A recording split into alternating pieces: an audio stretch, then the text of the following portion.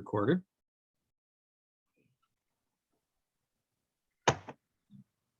All right. Good evening, everyone, and welcome to the March 2022 Grace Roots Be Strong Talk. And we've been trying to do these on a monthly basis, usually the second Thursday night of each month, and we also put these up on YouTube. You can check out all of our past talks. So go to YouTube and just look up Grace Roots Be Strong, and you'll see some of our past talks. And tonight we have, let me just admit some new people that are joining us here. So, all right, so tonight we have our special guest to tell us his personal Be Strong story is Clint Willoughby, and as is typically the case, we just met Clint a few minutes ago, heard just a little bit about his story. But Clint, why don't you go ahead and take it away? Tell us your personal Be Strong story, and we thank you very much for being with us this evening, so we can share our stories and share your story with others in the recovery community. And Clint, well, go ahead and take it away. Thanks for being here.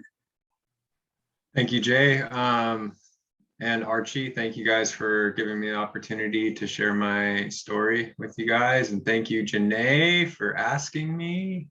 I appreciate the opportunity, and it definitely is something to step out of my comfort zone, which is something that I'm frequently trying to do in my recovery. So I'm Clint. I'm a person in long-term recovery from alcoholism and drug addiction. I was born in Southern California, Newbury Park. I was born into a family. I had two other siblings. I was the youngest of the three, and I had a good childhood. My dad was an alcoholic,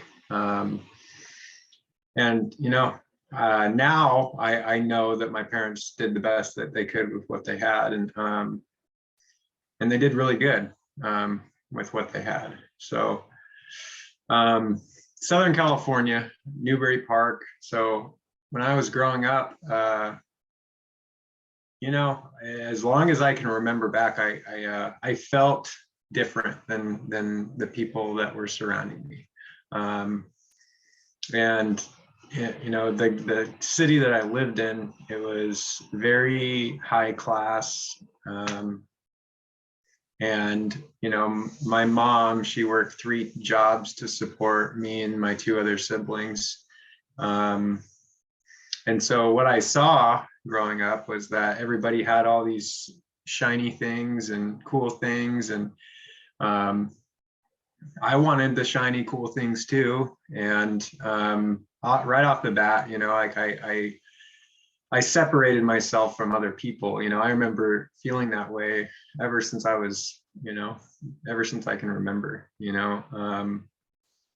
When I was 4 years old, some of my earliest memories were, my mom and dad fighting, my mom pushing my dad out of the house because of his drinking, which I did not know at the time. All I knew is that my mom was pushing my dad out of the house. I didn't understand what was going on at that time. And so really it was like directed towards my mom, like, why are you pushing dad out? Why are you pushing dad out? And I just didn't understand. And she would tell me, when you're old enough to understand, I'll explain it to you. So my mom supported us. I had my older sister. She was like, she's 12 years older than me. And so she would basically watch me and my brother when my mom was working late nights at work. And I am so grateful for my sister, because she was a teenager, and she was basically sacrificing her social life to watch over her little brothers. And, my brother is 2 years older than me. And he played soccer, and in my older brother, you know, he's like kind of the male role model that I started following because my dad wasn't there, and he was really, really good at sports. He played soccer, and you know, I just wanted to play soccer like him, and I was constantly trying to, you know, be right there with my brother. You know, he was my sibling, and he, you know, he was good at things, and I just wanted to be like my brother. And you know, I remember being super little, you know, playing soccer on the field, and I was not nearly as good at soccer as my brother was. I just didn't have the passion for it. I didn't have the natural skill that he had, and I remember him sitting on the sidelines, just like, be aggressive, and like it was just so embarrassing. And like, I laugh about it now, but at the time it was like super. It was just a bad experience, you know, like I was constantly in fear, you know, and it didn't take alcohol and drugs for that, you know. Alcohol and drugs were the solution to that feeling that I had growing up that separated me from the world. So moving along, you know, that constant pursuit of like me trying to be my brother, it took away from who I was. Like I was this kid that was quiet and liked art, and you know, but I didn't really have much of an identity because I was constantly chasing this other identity that wasn't mine. And just one more thing to separate me from the world. And I didn't like who I was. Which is why I was constantly seeking to be somebody else. And I don't know where that comes from. But it was just my truth. So moving forward, when I was about 9 years old, I moved to Oregon. My grandma was sick. She had a brain tumor, and we didn't know how long she was going to be alive, and my mom wanted to move closer, and of course, you know, everything that we knew was in California. It had been our whole life, so now we're moving to Oregon, from a city to the woods, and we were not happy about it because, you know, it was complete culture shock. So we get here, and you know, unfortunately we were kids, we didn't have all the understanding in the world, and we blamed my mom for taking us away from all of the things that we had in California, all the people that we knew. And again, my mom was just doing the best that she could with what she had, and she did a darn good job at it. For years and years and years, and I appreciate the heck out of her for it. So moving to Oregon, you know, my brother, you know, he was the role model that I looked up to, and I start meeting new kids here, and you know, start making relationships with people here in Oregon. And my brother, he's rebelling hard against my mom, and you know, he starts dabbling in some substance use, some marijuana, some cigarettes, and you know, by this time I had acknowledgement of, you know, my dad's problem, my dad's alcoholism. I knew that it wasn't a good thing. I knew that there was problems that come with it, and so my brother starts doing these things, and I'm like, shame on you, how dare you, you know. And I, you know, promised myself that I wouldn't be like my dad. I wouldn't have the same problem with alcoholism like my dad did. You know, I didn't want that. I didn't want that for my life. You know, I remember white knuckling sobriety before I ever took a drink. I remember every day watching everybody in my life, you know, do these things, and, you know, just trying not to. So, you know, my life continued, and you know, I I took my first drink when I was 11 years old. And honestly, that was far too late. I really wanted it a lot sooner. And I remember, so, you know, my first drink was with my buddy Patrick, and I think we were in middle school. We went over to his house, and, you know, his parents had some like wine mixer in the garage, this big old chug of wine mixer, and we chugged it down, and I don't know if it had alcohol in it, but it had been sitting there so long that it definitely had alcohol in it, because we were really, really messed up, and it got us really, really sick. And I knew that I was going to do it again, because before it got us sick, it took that feeling of disconnect away from me. It took that separation that I've always experienced away from me. It was the solution to my problem, even if it was just temporarily. And so, you know, I didn't become a daily drinker at that point. You know, during that time, you know, I was living with my grandma, and another thing that I started doing a lot was skateboarding. I would sit out on my grandma's porch, and I would just skate, because I had nothing else to do. I didn't know Oregon. I didn't know what else to do. And I started just sitting there and doing tricks on my skateboard, and I started having a passion for skateboarding. And that's what I would do. I would go out, you know, and that's what I would do for fun, is just skate. And I was the little kid that would run around town skating. And the cops would pull us over for skateboarding and take our boards and all that stuff. And having to go to City Hall and pay the, you know, $25 for the ticket. And that was my life. And I love skateboarding. I still do it to this day. But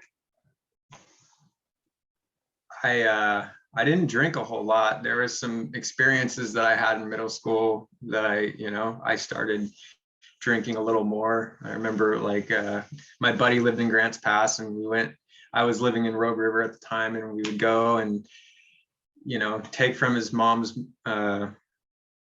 alcohol cabinet and, you know, light skateboards on fire and ride them through the street, and, you know, do dumb things that kids do. And, you know, the reason I'm saying this is because, like, my drinking wasn't like, it started as a fun thing. It started as a way to connect, and it was fun for a while. I had a good time doing it, and it served a purpose.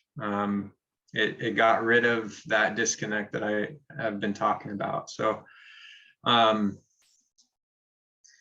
moving forward, you know, like, I started drinking a lot more heavily when I was a freshman in high school. You know, my brother was a year above me in school, and he already knew all the seniors, you know, so I already had an in. They all knew me, and, you know, they would take me up to all the mountain parties, and we would just sit around the fire and drink on the weekends. And, you know, I found out really quickly that my reaction to alcohol was different than other people's. When I drank, there was not an off switch. You know, I took pride in that. I took pride in out drinking the seniors, and even if I made a fool out of myself during the time. And I saw it as a challenge, you know. So I was about 15. And it got to the point where I was drinking more and more heavily. I started just blacking out every single time that I drank, you know. Every single time I would drink, I would just black out, and then I'd wake up, and I'd have the friend come up to me and say, "Hey, you know what you did last night?" And I would have no idea. And I would just be like, "Tell me," you know. And then I would be super embarrassed, and I'd promise that I wouldn't do it again. And then I would do it the next night. And that's what my alcoholism looked like. And I found out that, you know, like, there's a problem here. There's an issue. And I knew that in high school. And So what happened is I started finding other things to treat my alcoholism. The first, obviously marijuana, but when I think I was like 16, 15, I started stealing my stepdad's medication, and I realized that I could get the effect that I was looking for without getting the blackouts, and I could go to school and not have to worry about having alcohol on my breath, and I could get away with it. And so I started, stealing, opiates regularly from my stepdad. And by the time I was, 17 years old, I was, just at school selling, Vicodin and taking basically, all sorts of other pills, benzodiazepines and opiates, and that was, and I was barely passing my classes, but somehow I made it through, and I really appreciate the teachers. I remember going to school and like looking back on it, like I had teachers that cared. My English teacher, my sophomore and senior English teacher, she always just like, she would give me that look, but she just loved me. And, that's what I really wanted, is just to be, heard. And she would take things that I actually liked and try to implement them in her teaching. And like, I remember one time she was teaching us sound devices, and she like used Red Hot Chili Peppers to teach us sound devices. And so she was passionate about what she did, and she was able to connect with me. And so I'm grateful for the, opportunities along the way where I was struggling, that there was people in my life that cared enough about me to be real with me, and to do the best that they could anyways, even though I was making mistakes. I was a kid, by the time I graduated high school, I was basically using Oxycontin every single day. I was snorting it at that time. And then I had a buddy that was like, oh, try this. And it was heroin. And so I didn't try it. He asked me to sell it for him. And so I started selling heroin, and then I quickly tried it, and it ruined the selling part of it. I wasn't a very good seller, but it was enough for me to just support my habit. I was using heroin every day, and then not long after that, I was shooting it. And I usually don't talk about my story as far as the using goes in this depth, but I think it's important to identify. And there was these lines along the way that I promised that I would never cross, and I just kept crossing these lines that I swore that I wouldn't. And that's what it was like my entire active addiction, just promising myself that I wouldn't do these things, and doing them anyways. So by this time, like my mom, I wasn't living with my mom. She, had put up with my stuff. And I remember like when I was 17, I ran away from home. I went down to California to see my dad, and I literally got in an argument with my mom. I walked the train tracks to Gold Hill. I got on a bike. I stole a bike from Gold Hill, rode it to the Medford Mall, and I looked like, just trash, this 17-year-old with an army bag filled with stuff. I had no idea I had no money. And this sweet little old lady at Subway was like, do you need to use the phone? And I was like, yeah, I do. And so I call my dad, and I'm talking to my dad, and like, you need to get me on a bus to get down there. And the freaking Subway lady overheard my conversation with my dad and bought me a bus ticket down to California. So now I'm on a bus going down to California. And you know, it's a trip looking back on this stuff. But I got to California, and my dad was like, you know, basically living with his friend, and I got to see all my old friends that I haven't seen in years, and we just partied. And my aunt lives in Santa Barbara, and so eventually my dad's like, I can't have you here any longer. And so I go to see my aunt, and she's like, you're not allowed to, you're not going to stay here, you know, because my mom was talking to her, you know. And so she put me on a train back up, and you know, and I just kept going.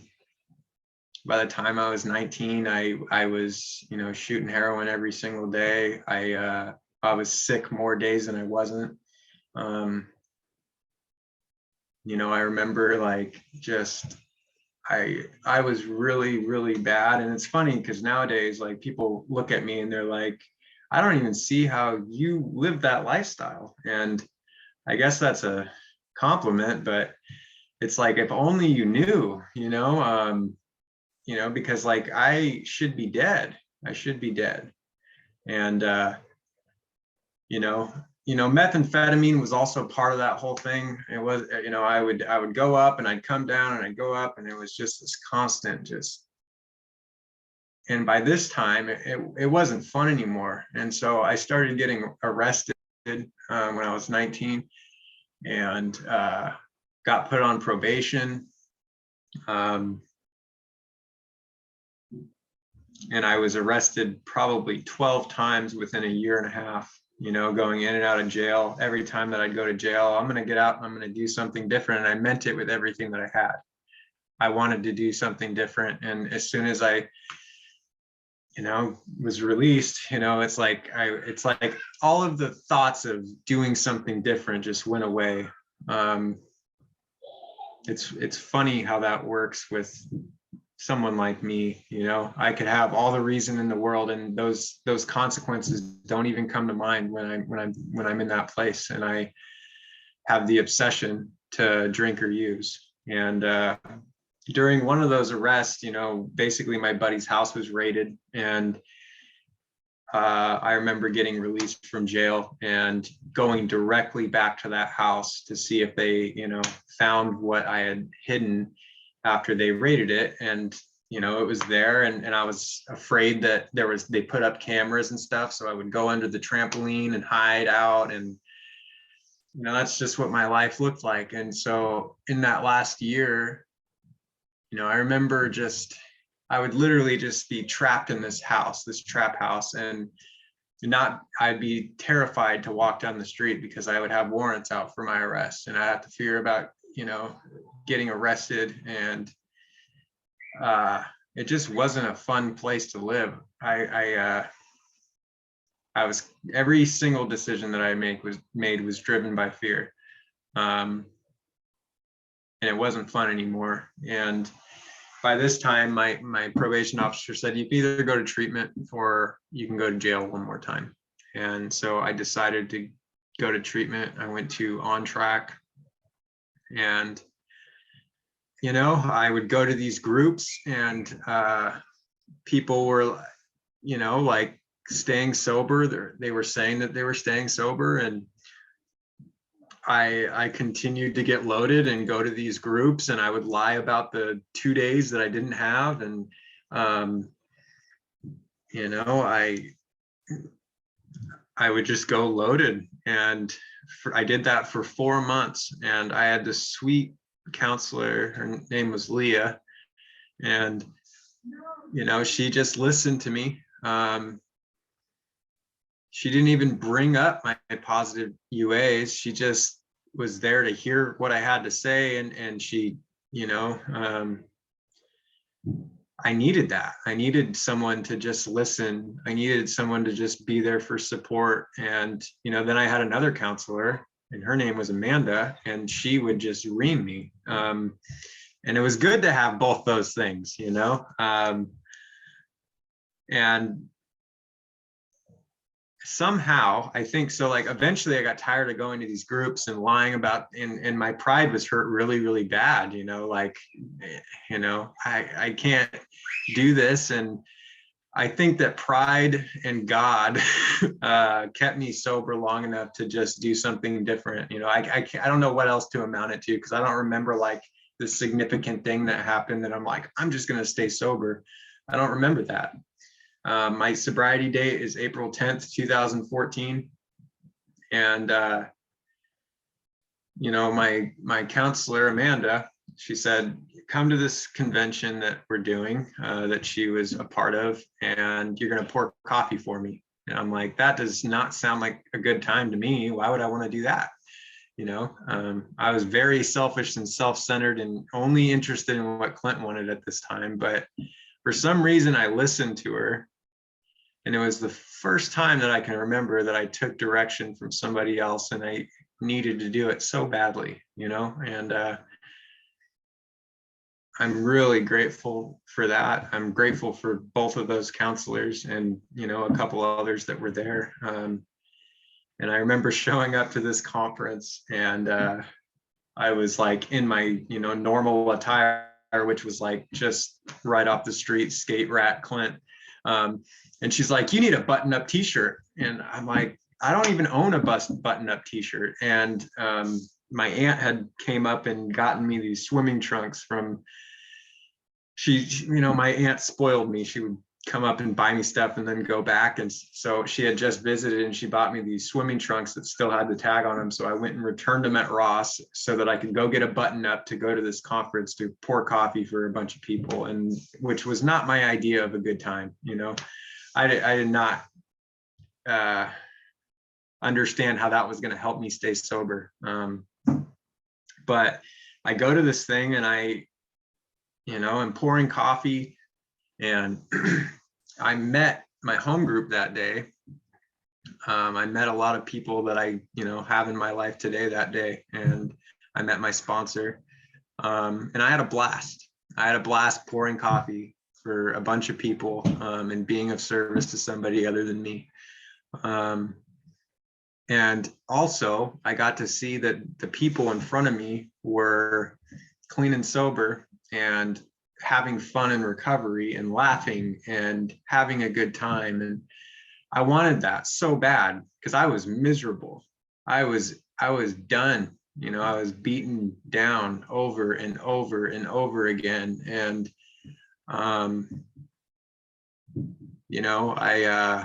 I remember just being in Josephine County jail, and I was withdrawing so bad that I couldn't sleep for 11 days and not knowing when I was going to get out, and being offered drug court and denying it, and I was just beaten down, and so I started taking some suggestions from the people that obviously had a better idea about how to stay sober than I did. And the Be Strong, my experience with being strong, it's actually kind of like a oxymoron, because everything that I've been taught about being strong is like counterintuitive to what helps me in my sobriety. It's to do everything on my own and just make it through, to just like hold in, and that hasn't been my experience of what's been effective for me in my sobriety. For me, being strong is doing the harder thing, which for me is to be vulnerable, to tell the truth, to not just say what you want to hear, to ask for help, to surrender, like all of those things are what I see as being strong and signs of strength, which is not my perception when I came here. So,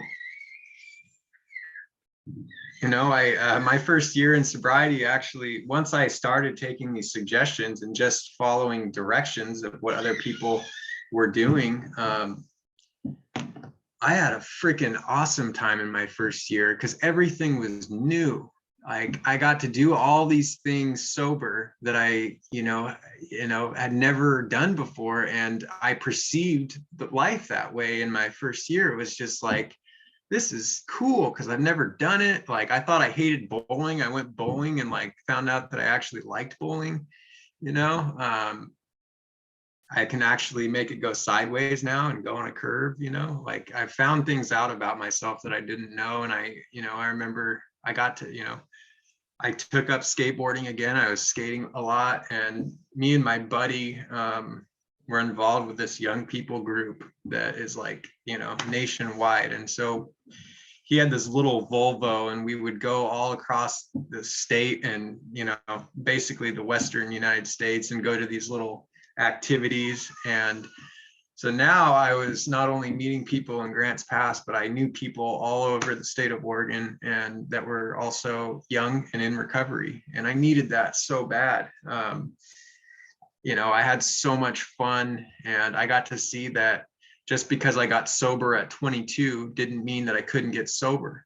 I got to see that there was other young people that were doing fun things just like me. And it gave me a lot of hope. So I don't want to paint the picture like, my recovery's been all great and wonderful, because there's been really difficult times that I've gone through too. And so let's see, years 2 and 3, I got into a lot of like relationships that probably weren't the best. I was still trying to learn. I had started going through the steps with my sponsor, and looking at my fears and surrender, and making amends and things of that nature. And I could really look the world in the eye again, but there was still a lot of behaviors that I was struggling with, and I was still depending on other people to make me feel good. And so that was a struggle that I went through for a couple years. And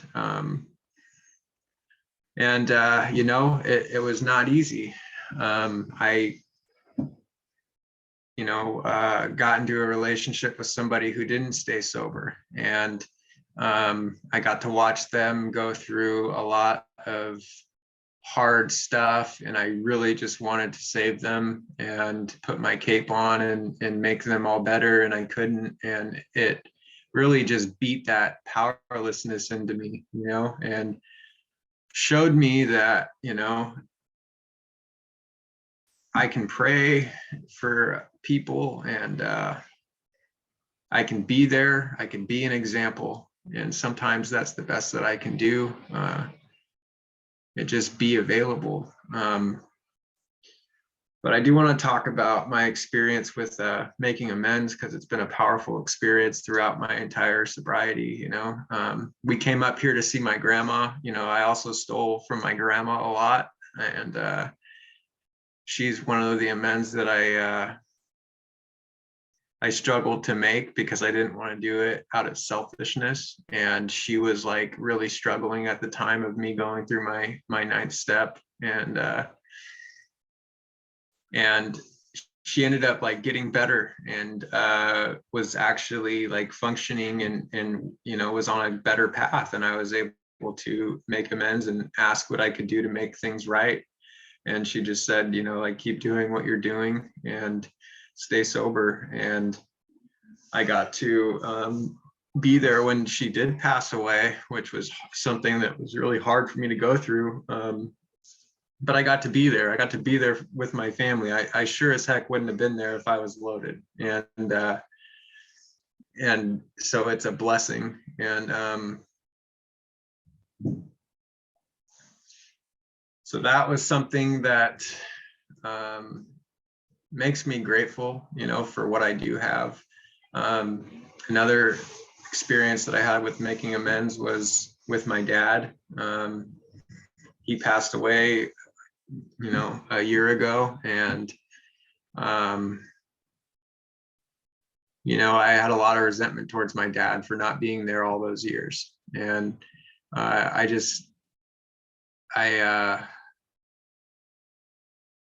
just wanted him to be there, but I took responsibility for my part, and I left it at that. And I started working on just, understanding. I understand where my dad came from. I suffer from the same thing he does. So I can understand why he wasn't there. And so I just started working on building this relationship with my dad based on the things that we did have in common. And it was over the phone for a long time, but about 5 months before he passed away, I was at work and he calls me and he's like, "I'm in Klamath Falls." And I'm like, "What?" And so I had nowhere for him. So I bought him a hotel room to stay in because I didn't have anywhere for him to go. But I start, basically he had come up because he had cancer, and I think that he did it out of fear, and he didn't have it. He was living homeless in California, and he came up and he just wanted to spend time with his sons. And so I got to spend the last 4 months of my dad's life with him, visiting him every day. He was in the hospital, he was in respite care, and I got to be there for him. And I got to just be a son, and it's hard. I mean, it's hard for me to talk about because it's like there's definitely like more that I wish I could have had with my dad. He got to meet his grandson, and that's a blessing, So,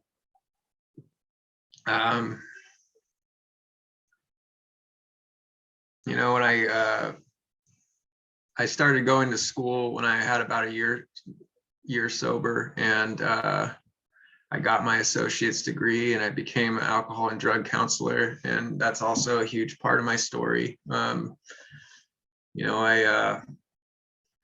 worked for drug court for 3 years, and something that keeps me strong is helping other people. It takes me out of the way, and I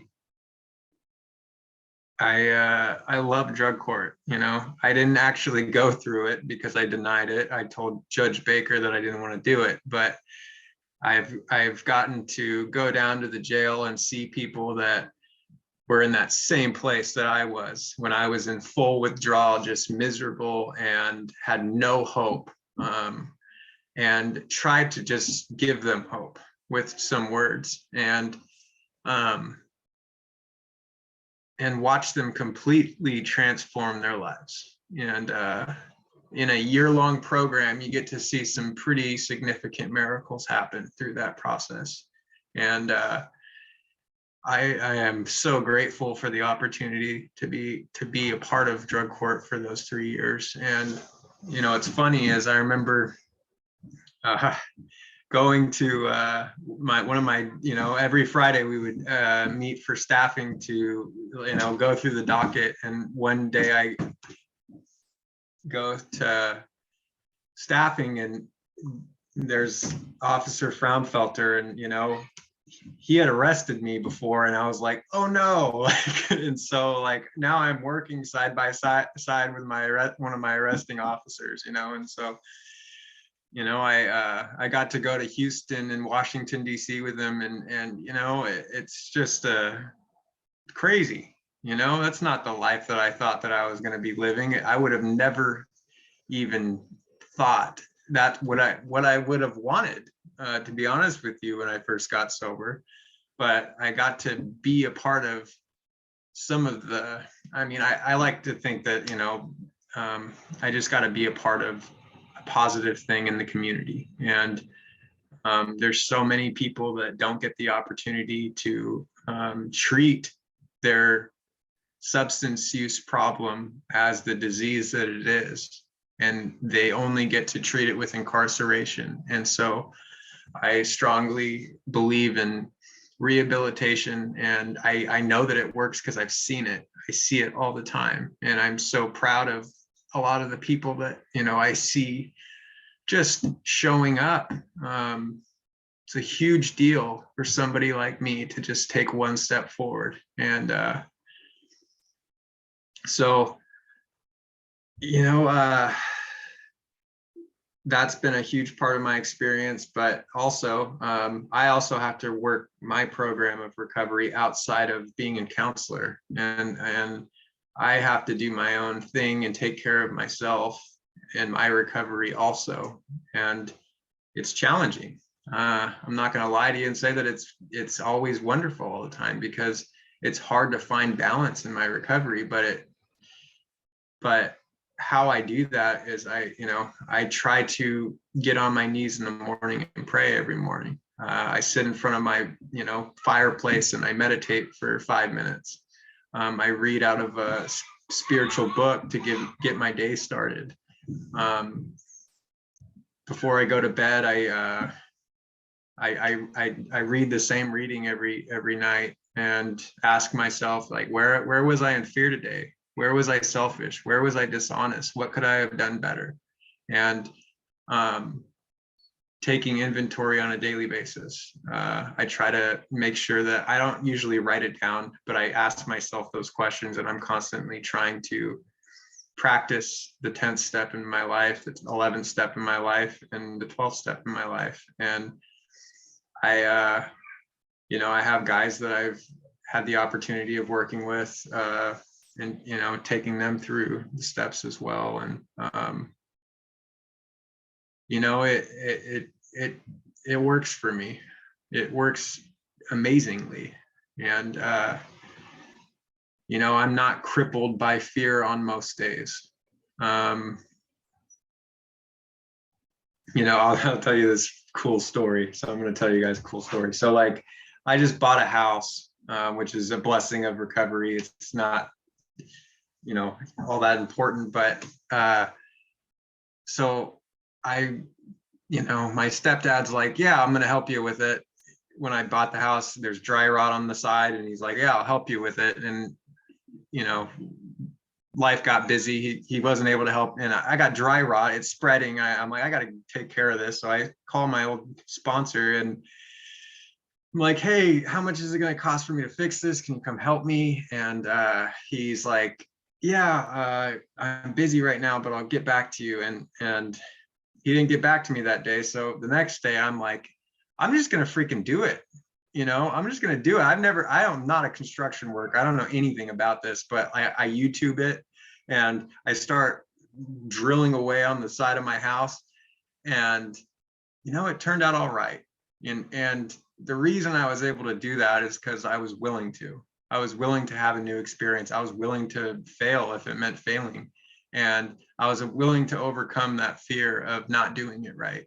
And I had an awesome experience. I got to learn I've never used a saw before, and I was sawing stuff up, and I got to learn something new about myself 7 years sober. So that's how I continue to try to grow in my recovery, is just, putting myself in situations that aren't necessarily comfortable. It doesn't always look like me doing everything that I want to do.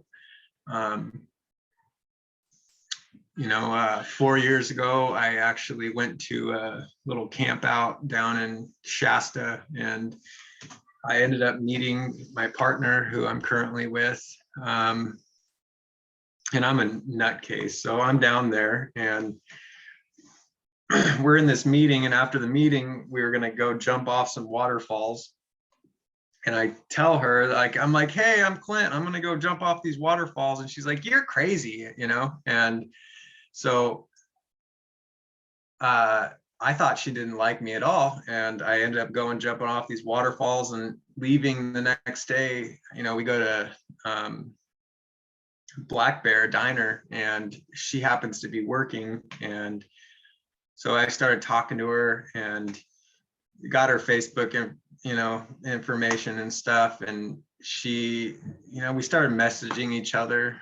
She lived in Shasta and I lived here. And, then she started going through these experiences that I had been through. And we started just talking and connecting, and the friendship turned into something more.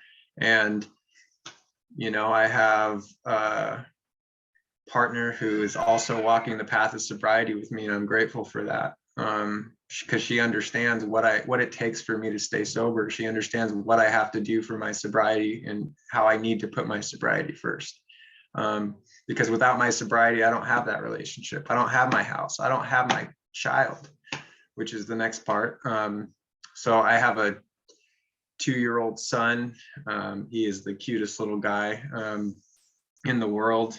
And when he was born, he's like almost 2. But when he was born, he was crying his head off, and they were cleaning him off. And I go over, and he's just crying, and I put my finger out, and he puts his hand around my finger, and he stops crying. And you know, that child never has to see his mom or dad drink, as long as we continue to do the next right thing. As long as we continue to do the daily work that we need to do to stay sober. And that is the biggest blessing, because I didn't get that. I didn't get that opportunity to have my dad be there. And I really just want to be a better dad. I want to be a better person. And so, you know, if I don't always have all the answers and have everything figured out, there's always room for growth for me. And, you know, when I first became a counselor, it was hard. You know, it was hard for me to be Clint and also be a counselor. You know, it was hard for me not to walk around with all these masks, like I had to have all the answers. And I constantly am trying to just recognize the masks that I'm wearing, and when I'm not being authentic, and, you know, just be myself. I can be the skate rat Clint and also be a counselor and not have to have all the answers. I don't have to do that. And there's a lot of relief in that for me.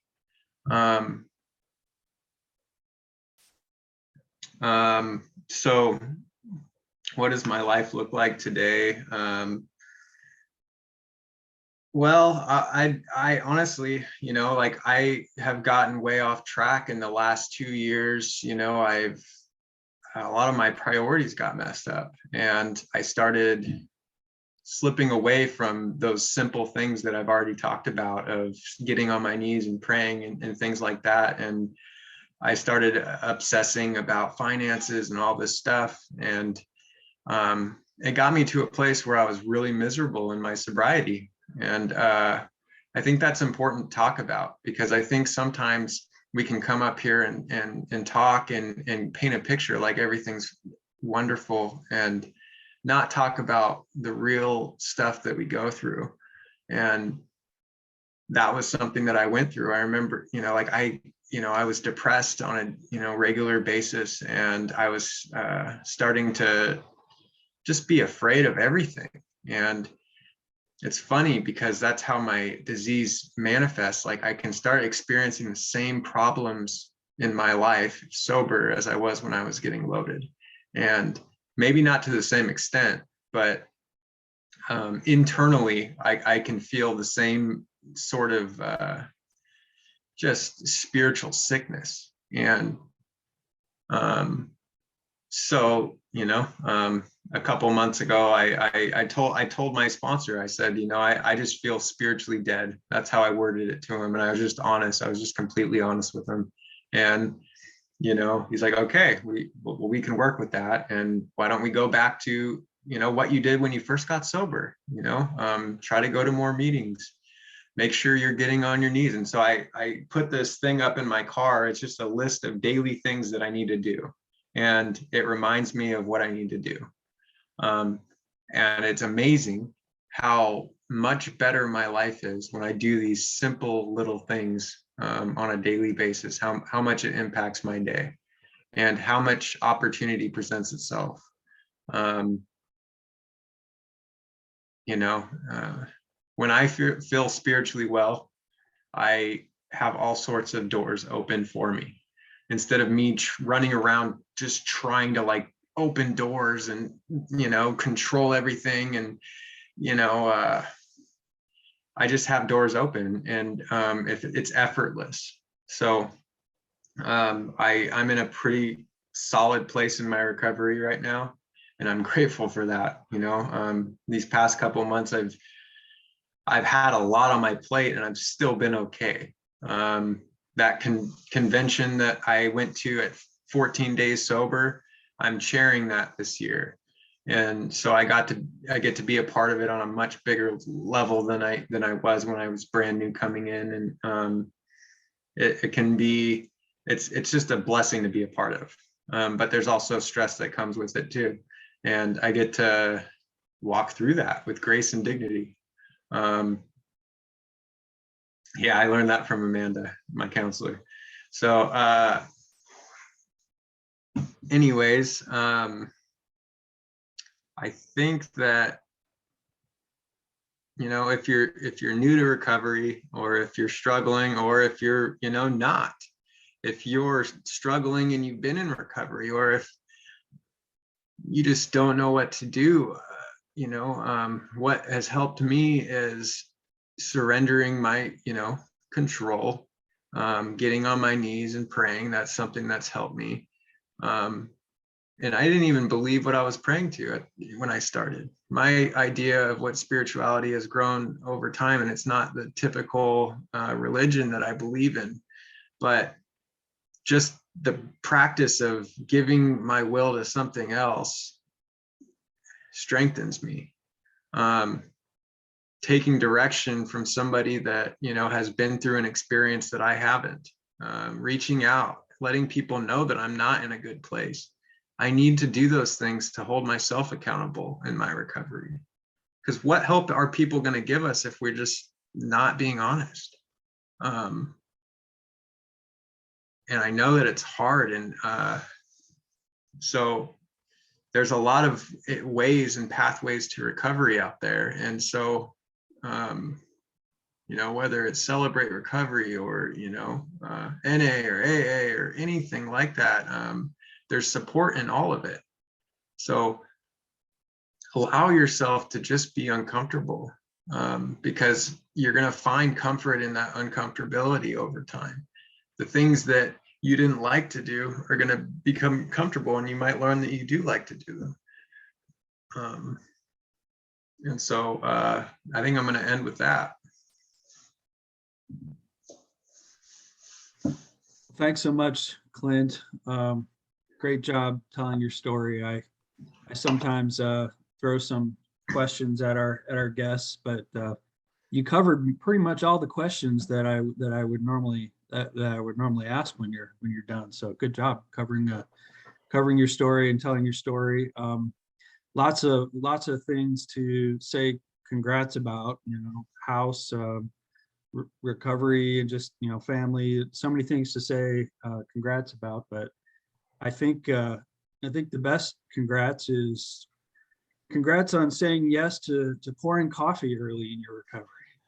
I think I poured some coffee, for myself right before we got started here tonight. But yeah, congrats on saying yes to that, and what you're about to do for that program as well. So I'm going to open it up at this point. We've got a handful of people on the line live with us tonight. Feel free to unmute yourself, and let's have a few minutes of back and forth with Clint as we end tonight's Be Strong Talk.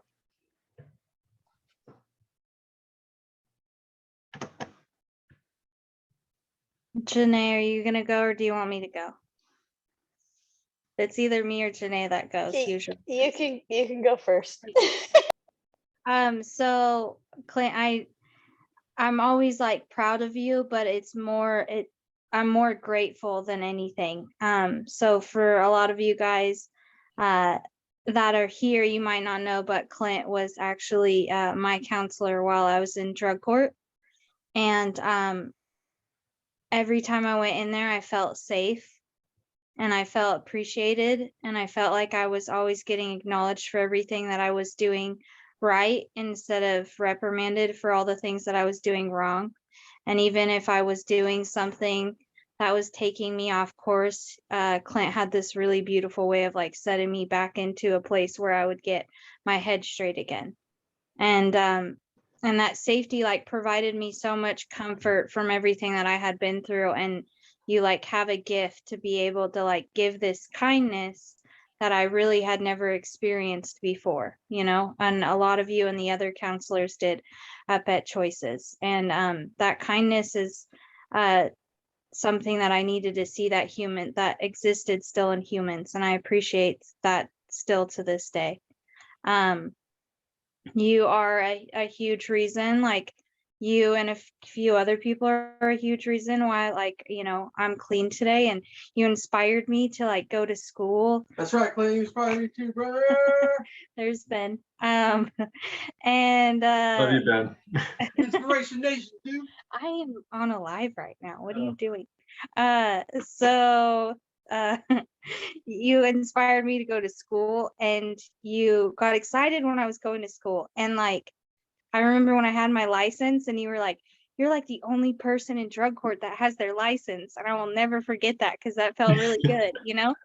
And so like, there's all these little things that, and every time I see you now, you know, like it just feels really good to have somebody see my journey from the beginning to the end, and be in this recovery realm with you, and see you as a homeowner and as a father. And I remember the day that I got to see you go from like counselor to like a human, because you were going through stuff with about your father. And to see somebody get vulnerable and be like, oh wow, counselors really do have feelings and lives, showed me like how much you guys go through, and like how professional you were at your job. And so I'm just I'm really grateful for you, and your story is absolutely incredible. Yeah. Listen, Okay. Clint and I had like 5 days clean. Hi, Ben here. Yep. I had like 5 days clean, and Clint and this other guy who I won't break his anonymity swooped me up, took me to Panda in Medford in his little Geo Metro. We hung out. Was that what it was? Geo Metro, or was it something else? Suzuki Swift. That's right. Same thing. But yeah, Suzuki Swift. We hung out, we ate some food, we talked recovery. I had no idea what it was. I just was hanging out with a couple of guys who were the same age as me that were actually clean. And it was a good change of pace for me, because I didn't think kids our age at the time got clean and stayed clean. I just thought it was old timers, you know, sitting around drinking coffee. And so it was my first introduction to like hanging out with people my age who were clean and living the life. So love you, brother. I love you too, man. And I love you, Kyla, and I appreciate both of you guys. And I'm super proud of both of you guys. Thanks, Clint. Thank you. We appreciate you very much. If you didn't do what you did and surrender and like take that next step in your life, you know, like you wouldn't have made that difference in our lives. And so we appreciate the work that you've done very, very much. Thank you.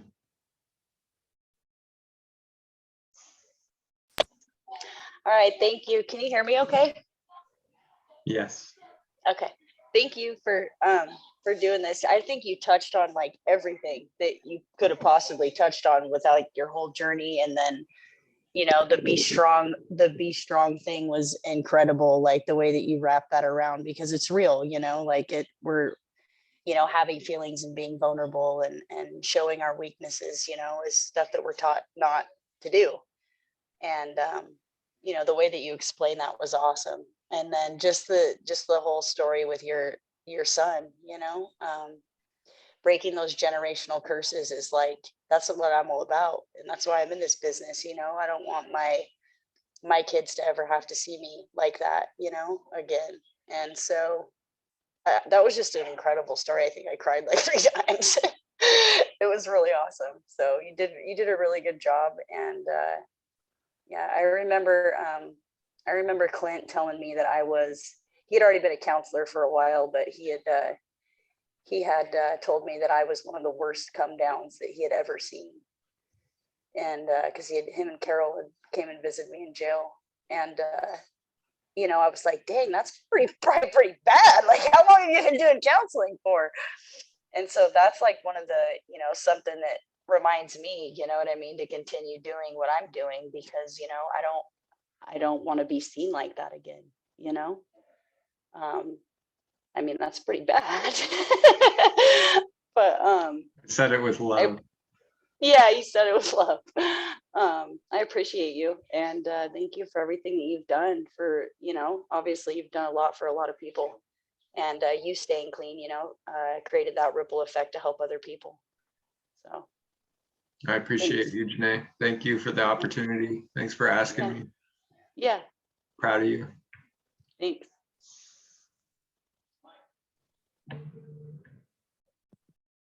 Hey, Clint, I just want to thank you again for sharing tonight. It really means a lot to not only to everybody that's here, but also the people that will listen down the road. And one of the things that really resonated with me that you said that I thought was very profound is how you mentioned when you're spiritually okay,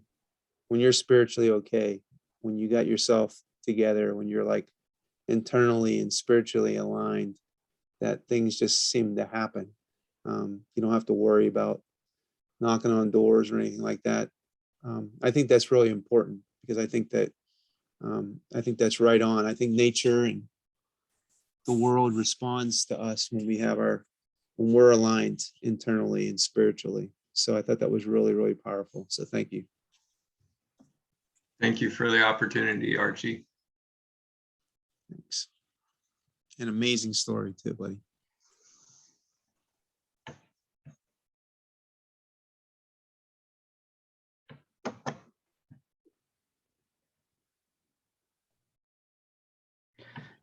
I forgot to mention, I'm glad you got to meet and spend some time with my buddy Officer Fraunfelter when during your sober times.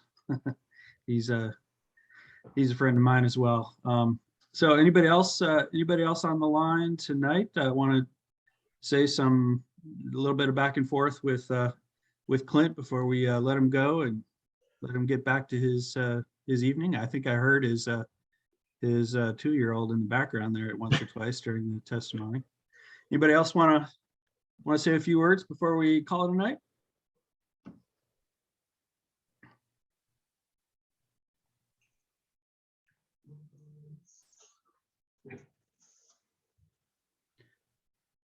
All right. Well, Clint, we'll call it here. I think you're the first where we went just a little bit over an hour, a couple minutes over an hour. That's okay though. It was a great story. Thanks for going into detail and really like also how you framed your view of Be Strong, what this what our Be Strong campaign really means, and sharing what it means to you.